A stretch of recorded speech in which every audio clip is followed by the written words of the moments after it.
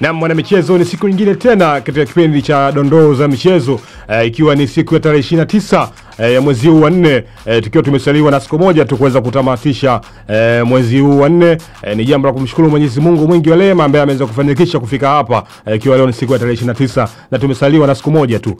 Mimi katika dondoo za michezo hii leo nina mengi ya kuzungumza, ila haya ni machache kati ya mengi. Tuanzie katika mashindano ya Muungano Cup, ambapo hiyo jana kulikuwa na mchezo wa nusu finali ya kwanza. Nusu finali ya kwanza ilikuwa ni kati ya JKU dhidi ya Azam FC, ambapo mchezo ulimtamatika kwa JKU kuweza kupata ushindi wa magoli 2-1 katika mchezo huu, ambapo tayari JKU sasa imetinga finali ya mashindano ya Muungano Cup. Lakini pia hii leo Muungano Cup itaendelea, ambapo Young Africans watakuwa wanapambana na Zima Moto pale katika viunga vya Zanzibar, na mshindi katika mchezo huu kati ya Young Africans na Zima Moto ataungana na JKU kuweza kuwania ile finali ambayo inatarajiwa kuchezwa pale pale katika uwanja wa New Amani Complex. Tuanze kuzungumzia mchezo wa jana. Azam FC alifeli wapi hasa kabisa katika kipindi cha kwanza aliweza kupata ushindi, ila baadaye JKU wakaja na comeback ya kibabe kabisa na kuweza kushinda magoli 2-1. Azam FC ikatupwa nje. Sasa tuelekezee macho yetu yote katika mchezo wa leo wa Young Africans dhidi ya Zima Moto, ambapo mchezo huu unatarajiwa kuchezwa pia katika uwanja wa New Amani Complex. Ni mchezo wa aina gani? Young Africans wanahitaji nini katika mchezo huu? Kikubwa zaidi ukiangalia katika mashindano haya, Young Africans wana wachezaji wenye ubora zaidi kushinda timu zote, naweza kusema hivyo, kwa sababu unaangalia quality ya wachezaji wa Yanga na quality ya wachezaji wa Zima Moto, unaona kabisa Young Africans anapewa nafasi kubwa sana ya kushinda. Ila kwenye swala zima la soka kuna matokeo ya kuwa na surprise package. Nafikiri jana tumeona ambapo JKU na Azam FC, ukiangalia Azam FC wana quality kubwa ya wachezaji, ila JKU wakapata ushindi hiyo jana mabao 2-1. Ni timu tayari kutoka visiwa vya Unguja na Pemba imetinga finali ambayo ni JKU. Na sasa hii leo tunasubiri mchezo mwingine kati ya Young Africans dhidi ya Zima Moto. Lakini pia katika dondoo za michezo tuzungumzie pia mapokezi ya jana pale katika uwanja wa ndege pale wa Julius Kambarage Nyerere National Airport, ambapo wekundu wa Msimbazi Simba jana wamewasili kwa shangwe na vibe kubwa sana, mashabiki wa Simba wakipokea timu yao mara baada ya kufanikiwa kuingia finali ya mashindano ya kombe ya shirikisho barani Afrika, wakifanikiwa kuingia kwa mara ya kwanza kwa upande wa mashindano ya kombe ya shirikisho, na inakuwa ni timu ya pili hapa nchini Tanzania kuingia katika mashindano haya ya kombe ya shirikisho. Nikumbushe Young Africans walifanya hivyo pia chini ya kocha Nasiruddin Nabi. Hivi sasa pia wekundu wa Msimbazi Simba na wenyewe wamefanya hivyo chini ya kocha wao Fadu Davis, huyu raia wa Afrika Kusini. Wekundu wa Msimbazi Simba waliwasili salama na mashabiki waliopokea kwa shangwe kubwa sana, na sasa wekundu wa Msimbazi Simba wanaenda kujiandaa na michezo ya viporo katika ligi kuu ya soka NBC Premier League kabla ya kwenda kucheza katika mchezo wa finali dhidi ya RS Berkane, mchezo huu ambao unatarajiwa kuchezwa siku ya tarehe 15, siku ya tarehe 17 ya mwezi Mei, ambapo Simba ataanzia kule nchini Morocco na kumaliza hapa nchini Tanzania siku ya tarehe 25. Wekundu wa Msimbazi Simba hakika kila mmoja ameshuhudia kilichofanyika, kila mmoja ana mengi ya kuzungumza, na macho yote na masikio yote ni kuelekezea katika michezo ya ligi kuu ya soka NBC. Na mara baada ya hapo sasa wekundu wa Msimbazi Simba tutaona yapi atakayojiri katika michezo miwili ya finali, ambapo ataanzia kule nchini Morocco siku ya tarehe 17 na atamaliza hapa nchini Tanzania siku ya tarehe 25 katika mchezo wa finali katika kombe hili la shirikisho barani Afrika lifahamikana kwa jina la CAF Confederation Cup.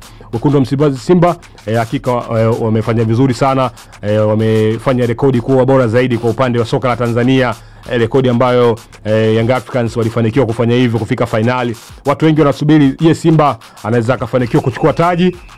Mimi na wewe hatufahamu, kwa tusubiri tuone katika fixture zote mbili, mechi zote hizi mbili, tukianzia kule nchini Morocco na kumaliza Benjamin Mkapa, na tutajua yapi ambayo yatakayojiri katika finali ya kombe la shirikisho barani Afrika.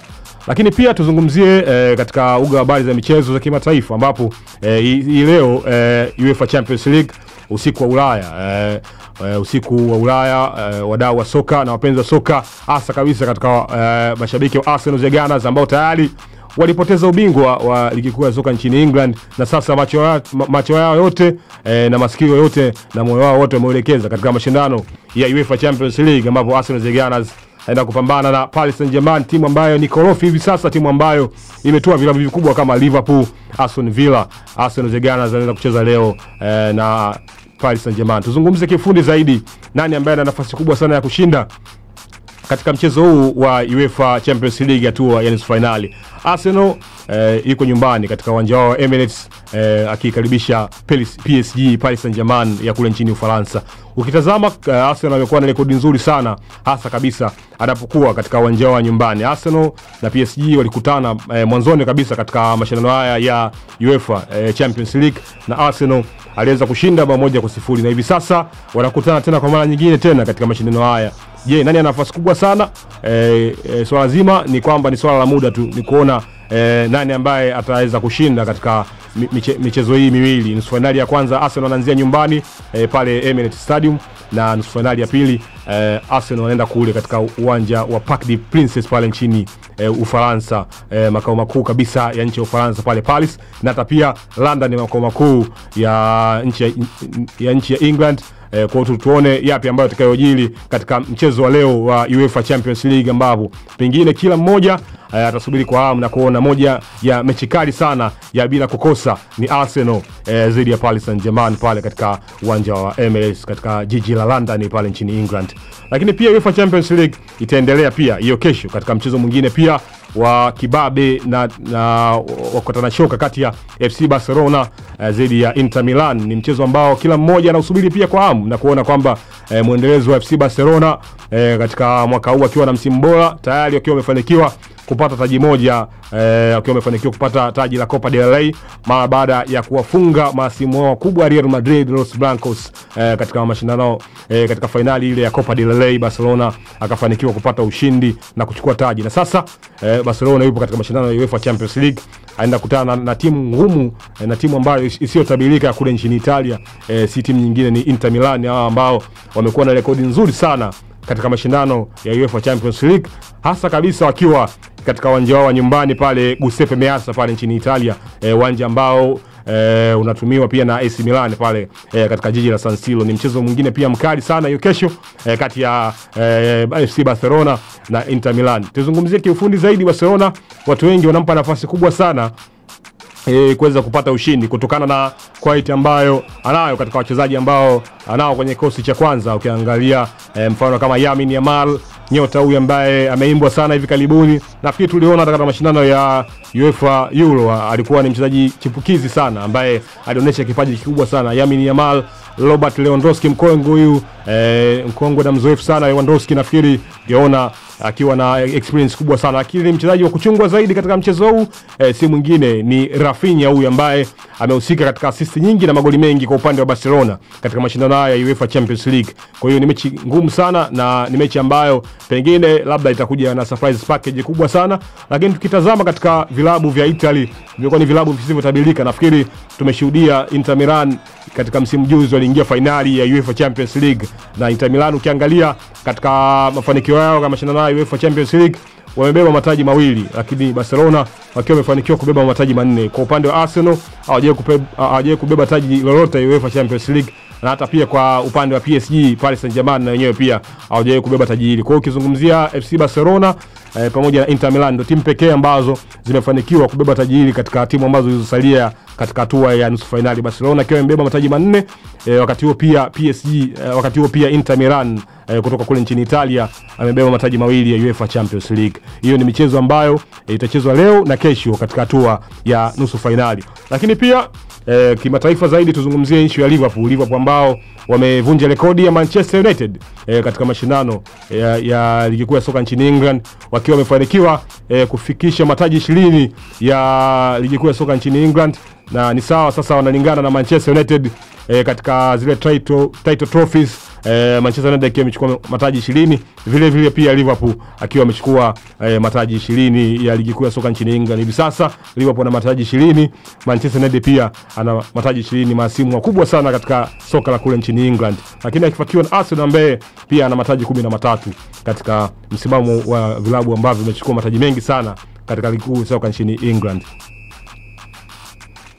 Lakini tuzungumzie pia taarifa za usajili ambapo Manchester United tayari imevutiwa na nyota wa Brighton Baleba, huyu kijana mdogo kabisa. Ruben Amorim ameonyesha nia ya kuweza kutaka saini yake. Baleba huyu nyota kijana mdogo kutoka klabu ya Brighton ya pale nchini England. Vile pia bado anajaribu kuangalia solution ya kuweza kumpata Matheus Cunha, mchezaji wa Wolverhampton. Unaona kuna namna moja au nyingine Manchester United chini ya kocha wao Ruben Amorim wanataka kufanya lishafu katika eneo zima la kiungo na safu ya ushambuliaji kwa upande wa Manchester United. Sport Bench hadi kufikia hapa mimi sina la ziada. Shukrani za dhati sana. Dondoo za michezo hadi kufikia hapo. Katika dondoo za michezo hadi kufikia hapo sina la ziada. Shukrani za dhati sana ziende kwa icon nyuma ya kamera ambaye ameweza kufanikisha kipindi hiki cha dondoo za michezo kupitia hapa Lokoma TV kuweza kuruka live. Na shukrani zati pia ziende kwa manager Dennis ambaye pia ameweza kufanikisha kipindi hiki kuweza kuruka live hapa kupitia Lokoma TV. Na pia usahau kufollow Instagram account yetu ya Lokoma TV ili uweze kupata mengi ya kimichezo katika stories zima za hapa Tanzania na hata pia nje mipaka ya Tanzania. Na pia usisahau kusubscribe YouTube channel yetu ya Lokoma TV pia na kucomment. Bila shaka itakuwa ni vyema zaidi uweze kushare link na wadau wengi wa soka ili uweze kupata mengi ya kimichezo kupitia hapa Lokoma TV. Hadi kufikia hapa mimi sina la ziada. Ulikuwa nami Noel Kasili Panenka, Mr. Penateka. Hadi wakati mwingine.